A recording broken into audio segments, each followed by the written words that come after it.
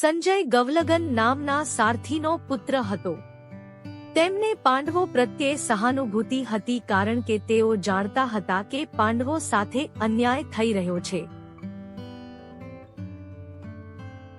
કથા અનુસાર મહાભારત યુદ્ધમાં તે અંધ ધૃતરાષ્ટ્રના ચક્ષુ બન્યા હતા, એટલે કે તેમણે મહેલમાં બેઠા બેઠા ધૃતરાષ્ટ્રને યુદ્ધનો સંપૂર્ણ પ્રત્યક્ષદર્શી કિસ્સો સંભળાવ્યો. આ શક્તિ તેમને વેદ વ્યાસે આપી હતી.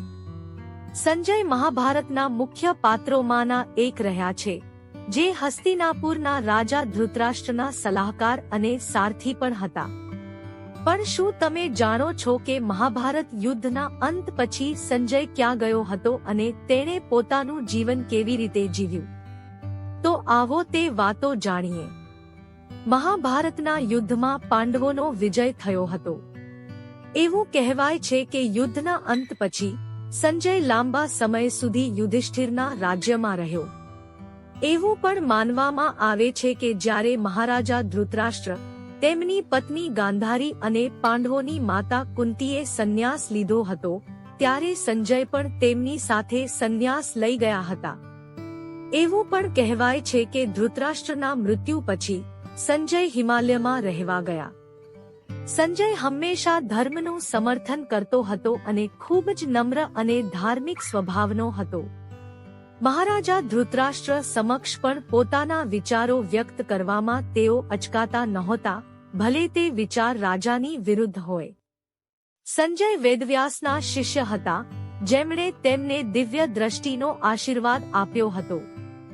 મહાભારતના યુદ્ધભૂમિ પર જ્યારે ભગવાન કૃષ્ણે અર્જુનને પોતાનું બ્રહ્માંડિક સ્વરૂપ બતાવ્યું, ત્યારે સંજયને પણ આ દ્રષ્ટિનો લાભ મળ્યો. મહાભારત યુદ્ધ ટાળવા માટે પાંડવોને મનાવવા મહારાજા ધૃતરાષ્ટ્રે સંજયને મોકલ્યા હતા.